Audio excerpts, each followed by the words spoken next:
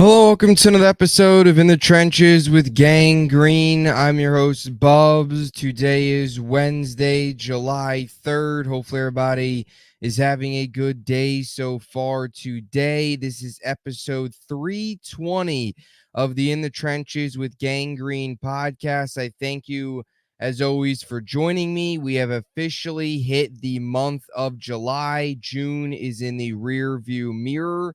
And now things start to get exciting if you're an NFL fan, if you're a New York Jets fan, as training camp is just a couple weeks away. July 4th tomorrow, holiday weekend. So a lot of exciting things coming up. The NFL world is kind of getting out of this dead time, still in this dead period of the offseason. But as each day goes by, we get closer to training camp, closer to the preseason starting up, and of course, closer to the regular season. I believe this past Sunday officially marked 10 Sundays away from the start of the NFL regular season from week number 1. Make sure to hit that subscribe button and like the video as well for those of you watching here on YouTube, as we have set a goal of 1,000 subscribers by week 1, Jets Niners on Monday Night Football. So we got a couple things I want to get into today on the podcast. I want to break down PFF released kind of their preseason defensive rankings, and they ranked the New York Jets as the number 1 defense in football, and they specifically ranked 3 different units on that New York Jets defense number 1 in football. So I want to break that down, and I also want to get into kind of an offensive line outlook for the New York Jets as we get closer to the season, as we get closer to training camp, what to expect from this group, where this group stands going into camp, why Jets fans should be confident, and also some other PFF rankings. And I know PFF isn't the end-all be-all, but some other PFF rankings on how some of these numbers and analytics and some other analysts and people out there view the New York Jets offensive line going into the 2024 campaign. So we'll dive into all that today on the podcast. Now, before we begin, I want to tell you about the podcast sponsor, Huga House. Head on over, click the link in the description down below.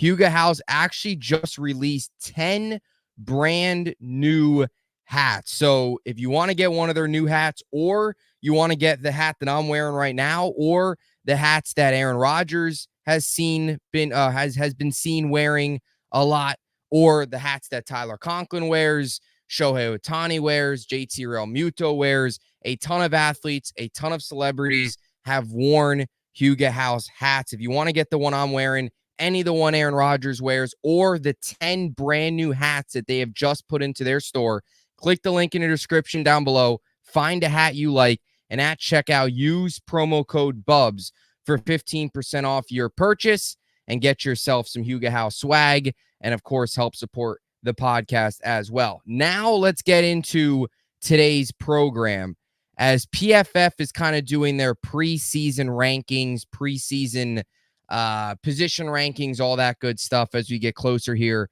to the start of training camp. And of course, shortly thereafter that, the actual season in September.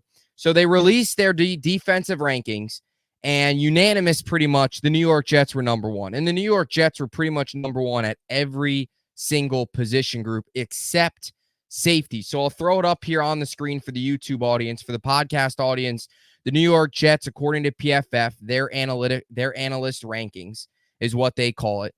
They rank the New York Jets as the number 1 defense in football, and they also rank the New York Jets having the best defensive line in football.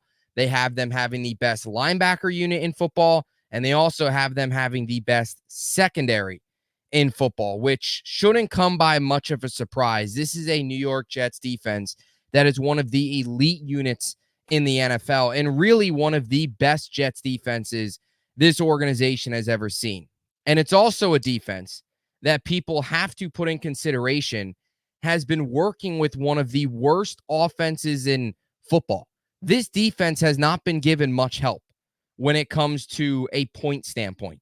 They've been in a lot of close games, a lot of games where the Jets are actually trailing 10-3, 13-6, 7-3. All these games where the offense couldn't move the ball, historically bad quarterback play, historically bad offense, and this defense time and time again was able to make plays, able to shut down some of the elite quarterbacks and some of the best offenses in the NFL. When you just look at some of the numbers last season, third total defense in the NFL. They were second against the pass. They were 12th in scoring defense. And something that a lot of people were critique the Jets for is rushing against against the run.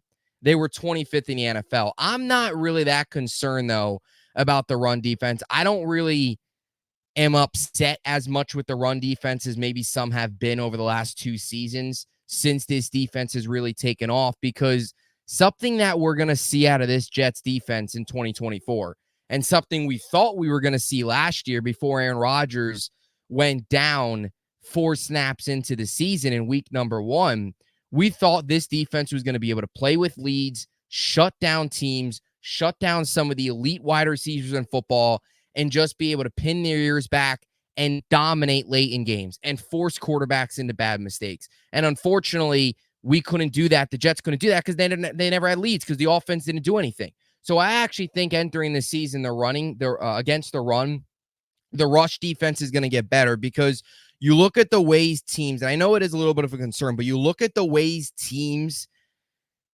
beat the Jets last year on the ground. It wasn't like a bunch of big runs where teams were just running for 8, 9 yards, big run after big run, 5, 6 yards a carry, and just dominating. It wasn't that. It was, a lot of it was late in games. They were just running the football. You know, they were up by 10. Jets defense was 3 and out, and they were just trying to juice the clock. And you look at the way the Jets allowed a lot of those rushing yards was off of a ton of carries. You know, they would only average about a slightly over maybe 3 yards a carry, but they would run about 40 times as a team. And eventually they're going to, get a couple big runs. Eventually they're going to wear you down a little bit. And that's something that I think too, you have to put in consideration this year for this Jets team, for this Jets defense, is the fact that they're going to be playing with leads. We saw them play with a lead against the Houston Texans in the game last year where Zach Wilson had the game of his life, threw for 300 plus yards and 2 touchdowns. And the Jets completely shut down C.J. Stroud and a Texans offense that was one of the best in the NFL last year and should be even better this season. And the Jets will welcome Houston to MetLife Stadium on Halloween, Thursday Night Football in October. But it feels like every year over the last 2 seasons, like this Jets defense, I think this year has potential to be the best it's ever been under Robert Saleh, just because of the fact that they have Aaron Rodgers. They have an offense. They have pieces on offense where they're going to be able to play with leads. And this Jets defense, in the small sample size that we've gotten, when they've been able to play with a lead, when they've actually gotten offensive assistant, when they've actually gotten offense from Zach Wilson, Tim Boyle, or whoever one of the clown show quarterbacks that they've rolled out there over the last 2 seasons, Joe Flacco put his name out there too before he got off the couch and absolutely tore it up with the Cleveland Browns. He couldn't move with the New York Jets. Any of the bad quarterbacks that this defense has been given, the times they've had leads, they've been able to dominate. And you're going to see that a lot this year. And it feels like every single year you go into the regular season and everybody's always like, oh, well, is the defense going to take a step back this year? I don't know how dominant can this defense be? They were so good a year ago. Everybody said it going into last year. They're like, oh, is this defense going to take a step back? You have to prepare for it. And they didn't. In ways, they were better. And you still hear some people, which is why I'm glad these rankings came out, number 1 defensive line, number 1 linebacker unit, number 1 secondary. That's always like, oh, the Jets defense, it might take a step back. It can't be this dominant all the time. And that's just simply false. This is an elite defense. We've known this for a while. They've got elite players at every single level. And even though they lost pieces like JFM, Bryce Huff, 2 big losses, even Al Woods and Quentin Jefferson. Quentin Jefferson, of course, was a frustrating loss because it seemed like the Jets kind of botched the negotiation process. But even with those pieces gone, you look at what the New York Jets still were able to add. They brought in Hassan Reddick. And I know people are going to say, oh, well, he's dealing with a contract issue. Hassan Reddick's going to be fine. He is going to be playing for the New York Jets in 2024. I think there's some people out there that are like panicking It'll be fine. He's going to get this thing figured out. He's going to be at training camp. It'll be okay. They're going to get this deal done. Joe Douglas has to get this deal done. He understands how bad of a look this would be if this went haywire during camp. They're going to get something done. It's going to happen. It's just a matter of time, it feels like, at this point. But you added Hassan Reddick, one of the elite pass rushers in football, has the 4th most sacks over the last 4 seasons in the NFL. You still have an elite piece in Quinnen Williams. Jermaine Johnson's only getting better. You've added Javon Kinlaw. How many times have we seen the New York Jets add kind of a first-round pick that didn't pan out and turn them into a really solid piece, kind of reclamation projects? The New York Jets love their former first-round picks that they can turn into quality pieces. Solomon Thomas is one of those guys. Now Javon Kinlaw. They even add Tack McKinley. They love adding the reclamation former first-round picks. But Javon Kinlaw is going to be a pretty important piece for this team. They're so deep at defensive line. We're kind of having the same conversation we had a year ago where you're going to have to make a couple tough decisions if you're going to carry 9 or 10 defensive linemen. If you're going to go 10 deep, you still have to make a couple tough decisions on who's going to make this team and who's not, because it's one of the deepest in the league. And that's something else with the Jets team. It's just a very deep team. So up front, you have you have 2 elite pass rushers in Quinnen Williams and Hassan Reddick. And you have Jermaine Johnson, who is very good against the run and probably a 8 or 9 sack guy. Linebacker-wise, you clearly have the best duo. PFF ranked it. C.J. Mosley, Quinnen Williams. Dominant duo. You look at what they were able to do last year. Quincy Williams. I said Quinnen. I think I said Quinnen. I meant Quincy Williams. Quinnen's brother. Last season, 139 total tackles, 13th in the NFL. He was 5th in the NFL in solo tackles. He was 2nd on the team in passes defended with 10. He led the team in tackles for loss with 15. One of the better open field tacklers in the NFL. He's gotten a lot better at that. That's one of his biggest improvements in his game. He was a first-team All-Pro. C.J. Mosley, 151 total tackles, 8th in the NFL last year, top 10 in tackles. 2 guys that were top 10 in tackles, an All-Pro, a leader, a veteran in Mosley, and a younger, rising star in Quincy Williams. And in the secondary, it doesn't really need much of an introduction. We know what that group is. You have the best corner in football in Sauce Gardner. And anybody that says Sauce Gardner isn't the best corner in football they just don't know football. That's the best way I could put it. They just simply do not know football. They just don't. People that say, oh, he holds or it's, penalties and he's, he doesn't, all that nonsense. He is the best corner in football. And if you don't think so, you're either number one, a hater, which a lot of people are. They just hate the Jets and they want to see us fail. And that's all fine because hopefully the regular season, his team kind of proves all those people wrong. Or number 2, you just simply don't know football. If you're being serious about it, then you don't know football. You clearly don't watch football. You have no clue what you're doing. If you think Sauce isn't the best corner of football, he is number 1. It's pretty clear. And then you also have Michael Carter and, of course, DJ Reed as well. I mean, you could really make the case the Jets have 3 top 15 corners when you look at it. PFF ranked them. They have 3 top 15 corners. And you also have arguably the best slot corner, nickel corner in football in Michael Carter II, who, if he has another big year, he's going to be in for a payday. We talked about this in a previous episode, who you're going to pay this offseason, Carter or DJ Reed. Maybe you get one of those guys done during camp, but if Carter has another huge year, he's probably going to get paid as the highest nickel in football, which right now belongs to Teron Johnson of the Buffalo Bills. So it's an elite group. And also, I talked about, again, this defense is going to be even better this year because they're going to be playing with leads. And we saw what this team last year could do with a lead against the Houston Texans was the biggest example of that. But also, let's just take a look at Sauce Gardner. The Jets Twitter page posted this the other day. And this is just nuts. It's another one of these stats that just makes you appreciate how good Sauce has been in his 2 years. So when you look at his 4th quarter coverage numbers, this is in 4th quarter and overtime since 2022. So Sauce's rookie year, his first 2 years in the league. Sauce has allowed a 36.7% completion percentage. That's first in the NFL. He's only allowed 76 yards. That's also first in the NFL. This has been since 2022, his rookie year, in the fourth quarter. He is a big-time player. He's also going to be, it looks like he's going to travel more this year. Traveling, elite receivers, late game situations. Sauce is going to step up in a big way. And you look at some of those numbers. And that's what gets you even more excited about this defense this season is, again, their ability to play with leads. And Sauce late in games, he'll have also more opportunities for interceptions and more opportunities for turnovers because quarterbacks late in games, when they need to make a play, they're going to throw it up. They're going to try and find their number one receiver. Most likely Sauce is going to be on that guy. And he's going to have opportunities to really step up in a huge, huge way.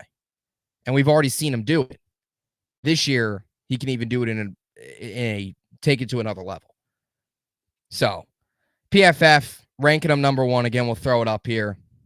And I know PFF isn't the end-all, be-all, but I find it hard to believe that if you're a non-Jet hater, I don't even want to call it non-biased Jet like hater, where if you're biased against the Jets, like if you're a Dolphins or a Bills fan, if you're just any football fan and you look at, and I know you can make a strong case for the Browns to be one of the best in football.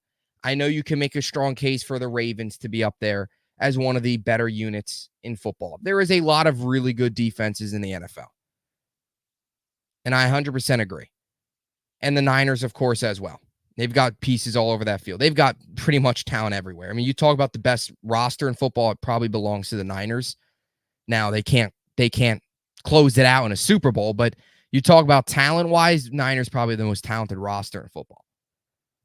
But in terms of defense, and especially, and I think that's what makes the Jets, and I've said this multiple times, I think that's what makes the Jets so good or so impressive, I should say. Defensively is the offense that they've been given. All these other teams, they've had an offense. They've been able to play with leads. They've been given a break. The Jets last year, how many times did the offense go 3 and out? The Jets would be playing with no rest, and they would still dominate opposing offenses. I mean, some of the quarterbacks that they shut down last year, Jalen Hurts, Josh Allen, CJ Stroud, even Mahomes in that Sunday night game. That, by the way, I still think about that game on a daily basis. That Michael Carter interception that got called back because of a stupid pass interference because they wanted the Chiefs to win so all the Taylor Swift fans could be happy. I still believe that game was rigged. The Jets should have won that game. And I know it wouldn't have mattered in the grand scheme of things. Jets probably would have went 8-9 and ended up missing the playoffs anyway. But in the moment, that was one of the most frustrating calls I've ever seen. Michael Carter, by the way. I mean, can we even discuss this? Michael Carter, by the way, has had some of the two biggest interceptions in recent memory for the Jets called back. The one to end the half against the Patriots in 2022, that if he had that interception, if that was not called back, the Jets, that was the difference between going up 17-3 at the half as opposed to 10-3. Jets ended up losing that game. If the Jets win that game, they would have been 6-2. They would have then beat the Bills. They would have been 7-2 going to the bye week. It would have been a completely different story. 7-2. Who knows what happens after that? The Jets, whatever. And then last year against the Chiefs, he had that interception called back as well. That would have gave the offense the ball in favorable field position, down by 3 with a chance to go and win, because that was one of Zach Wilson's best games. Remember that. So hopefully we don't get that this year. But back to my point with even shutting down the elite quarterbacks. I mean, Josh Allen picked them all 4 times, had him turn it all over 5 times in week 1 last year. Jalen Hurts, CJ Stroud, made him look silly. And of course, Mahomes as well. They shut him down so badly. Zach Wilson actually outplayed him completely. Like, he's the only player to completely outplay Mahomes in every statistical category. So just wanted to touch on that here. Give the defense some respect. Break it down a little bit more. And just discuss what they also can do this year, of course, with an actual offense, which is going to be a beautiful sight. All right, so I want to move now into the New York Jets offensive line as well.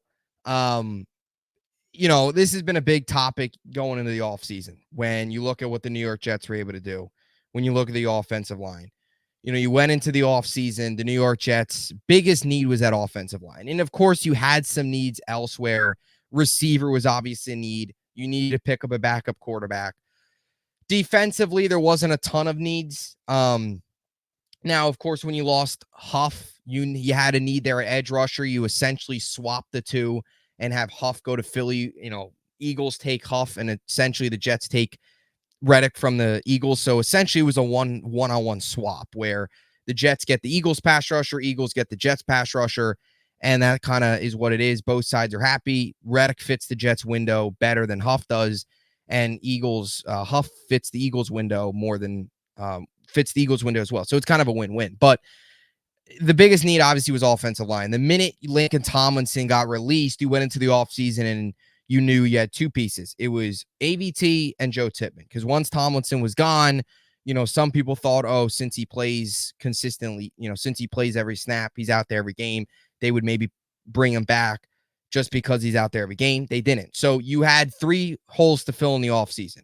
And to say that Joe Douglas executed it perfectly, plus drafting Olu Fashanu, would be an understatement. You bring in Tyron Smith at left tackle, you bring in John Simpson, you bring in Morgan Moses, and you now look at this offensive line from left to right. Tyron Smith at left tackle, John Simpson at left guard, your center is Joe Tippmann, right guard is AVT, and right tackle is Morgan Moses. That offensive line on paper has potential to be one of the best in football, and also has potential to be one of the best in the NFL, or be one of the best the Jets have seen since probably you would say 2010, the Rex Ryan years, where you had DeBrickashaw Ferguson at left tackle, you had left guard and Matt Slauson, you had Mangold at center, you had Brandon Moore at right guard, and of course you had Damian Woody shoring up the right side at right tackle. Probably that offensive line. 2015 offensive line was solid, but I would say the peak of this offensive line could be what we saw in 2010, where you have a dominant left tackle, future Hall of Famer left tackle in Tyron Smith. You almost have two blue chip players. You almost have, maybe you have your next Mangold and Joe Tippmann.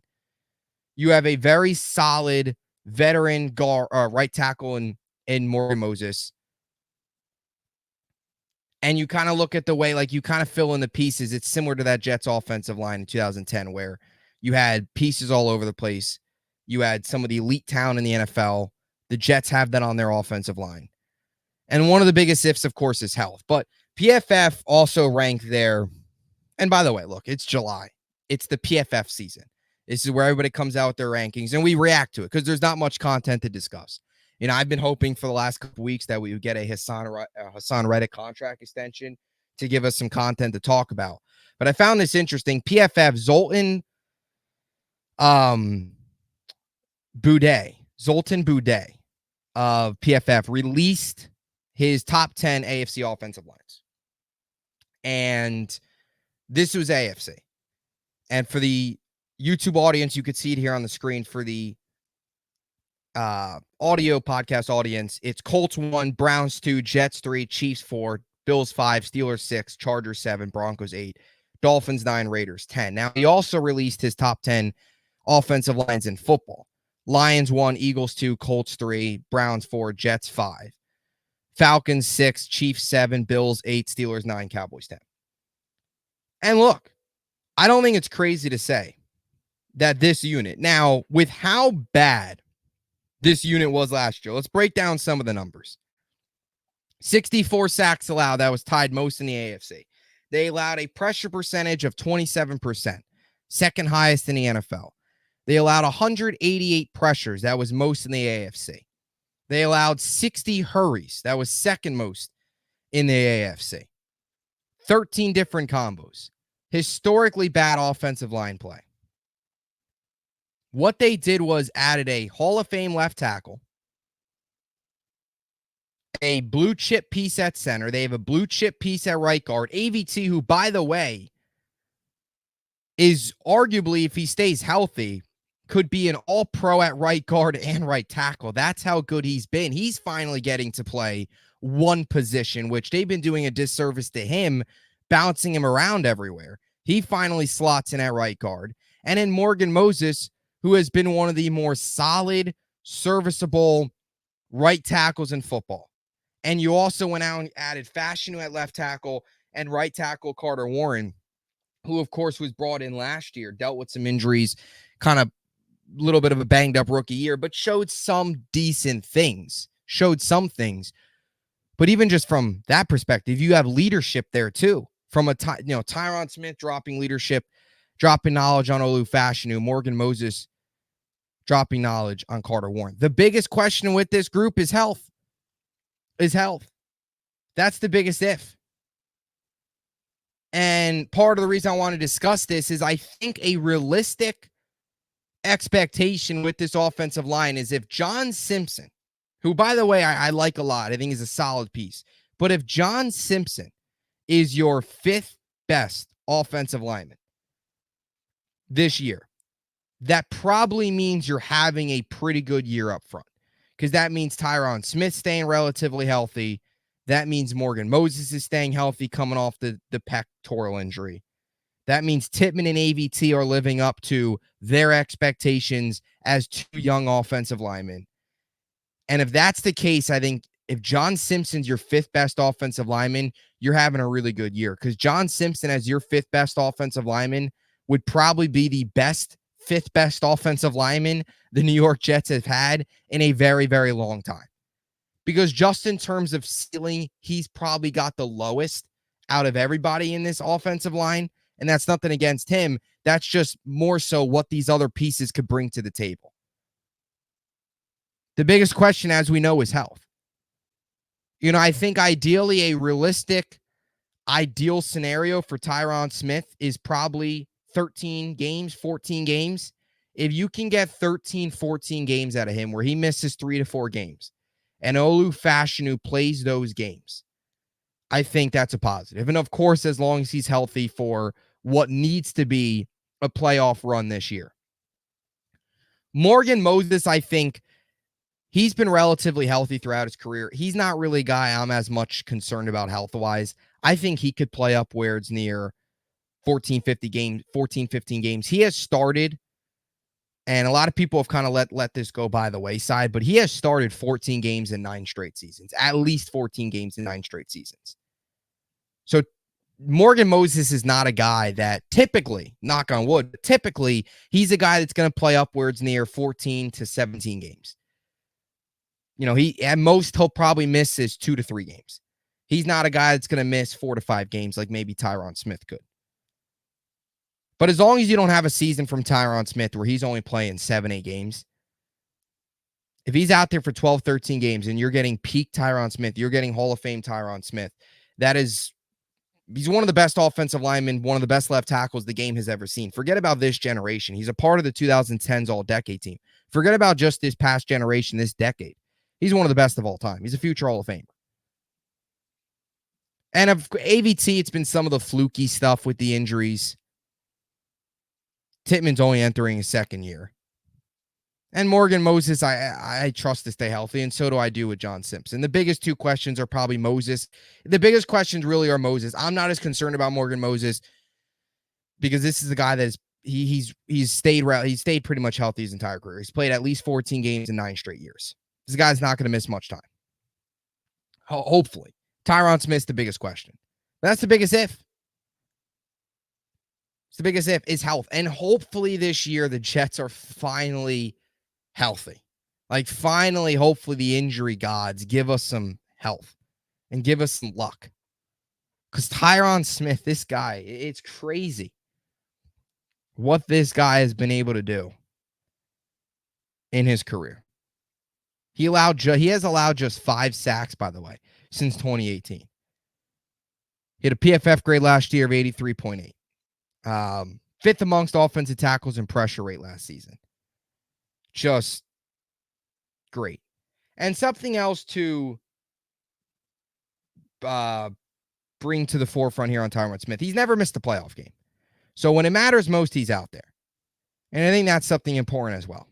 As let's say he only plays 12 games in a regular season. As long as he's out there healthy, ready to go for the postseason, I think you've got to be fired up. I think that's a good expectation. That would be a positive season for him. Something else to bring into note too with this offensive line is this is a group that's going to get opportunities to form and build together all through camp. And that's a giant credit goes to Douglas for getting this thing done quickly. This group has had a couple months now to mesh. They go into camp. They'll have a lot of practices, joint practices to build and mesh together. Of course, you're going to keep, Moses and Tyron Smith's snap counts limited because you want those guys to stay healthy. But this is a group that remember last year, Dwayne Brown practiced like 2 times before week 1. 2 times, pretty much. And that's an exaggeration, but it felt like that. This year, that's not going to be the case. You hopefully have a full summer, July, all of August, practicing with each other where week 1 comes around and you've got a lot of chemistry already. And that's something that we haven't been able to say about a Jets offensive line in a very, very long time. Having months and months of work before the regular season to build chemistry with each other. We can finally say that about this group. And I think that's a huge, huge positive. But look, it's not crazy to say that the Jets could have a top 10, maybe top 5 offensive line, at least in the AFC top 5. If they're healthy, they'll be top 5. The biggest thing's health. Because Tyron Smith has shown no signs of slowing down. People want to say he's old, fine. You could say he's older. Yeah, he's 33. But look at his numbers. Tell me what he's been able to do over the last couple of years as he's hit age 30 plus. He's been the same player. You want to say Morgan Moses is 33? Fine. This was a guy last season that has had PFF grades over 84.6. 84.6 PFF grade since 2020 overall. So this is a guy that's been consistent. And he's also 6th among all tackles in run blocking grade. And I know PFF's not the end-all be-all, but he's consistent. You look at some of the advanced analytics, he's been one of the better tackles at times as like a downhill tackle when it comes to the run, which is a huge benefit to Breece Hall. So a lot to like here from this offensive line. And I really do think the expectation should be this could be a top 7 unit in the NFL. It could be. If they're healthy, they've got all the pieces in place to be one of the best units in football. Biggest thing's health. Biggest thing's health. And like I said, even if Tyron Smith misses 3 to 4 games, you have Olu Fashanu. You built up quality depth behind those guys. And you could still potentially see a world where maybe they add Connor McGovern, which I could still see. I would still like to see that to provide some more depth. We'll see what happens. All right. So before we close out here, again, make sure to please like and subscribe as we look to hit that goal of 1,000 subscribers by week 1, Jets, Niners. But before we close it out, again, head on over to Huga House. Click the link in the description down below. They just released 10 brand new hats. So if you want to get your hands on one of the brand new hats or the hat that I'm wearing right now or any of the hats that Aaron Rodgers wears, head on down in the description down below, click the link, and use promo code BUBS for 15% off your purchase at Huga House. Get yourself some swag, support Huga House, and of course, help support the podcast as well. Love teaming up with them here on the pod. So that'll do it for an episode of In the Trenches with Gang Green. Stay tuned. A lot more content coming your way. July is a pretty busy month here as we get to later on in July. I believe as I get my calendar up here, because I have my recording schedule coming up here. So July 22nd, I believe will begin my player preview series. So we're really just about I guess this Monday will be 2 months away from our player preview series, which will be 2 players every Monday, Wednesday, and Friday up until week 1. So we'll have episodes every Monday, Wednesday, and Friday all throughout the rest of July, starting July 22nd. It'll be 2 players. I did this last year, so this is my second year doing it. I love doing it last year. You guys, also the feedback was really positive, so I'm doing it again. Player preview series where I'll do 2 players, 1 offense, 1 defense every Monday, Wednesday, Friday. Pretty much break down the player, what to expect from them this season, stat line predictions, all that good stuff. Do that throughout the entire month of August, so you'll have episodes on that. We'll have daily training camp recaps pretty much after every single training camp practice. Training camp recaps and the player preview episodes. Those are my 2 favorite episodes to make all year. I love training camp. Training camps really outside of the games. Of course, the regular season's your favorite, but if I had to pick another favorite part of the season, it's got to be training camp. Training camp's so much fun. It's when, in past years, really, training camp's actually been the highlight of the Jets season. Last year was the highlight with all the hype, all the excitement. Summer, weather's nice. It's the summertime. Everybody's always hyped up. The vibes are always high because every team's 0-0. Season's fresh. Season's new. So always exciting times. But we'll have a lot more content coming away, especially towards the end of July. And, of course, some other videos coming up here as well in the coming days. So that'll do it for an episode of In the Trench with Gang Green. Make sure to please like and subscribe for those of you here on YouTube. And until next time, Jets, Jets, Jets.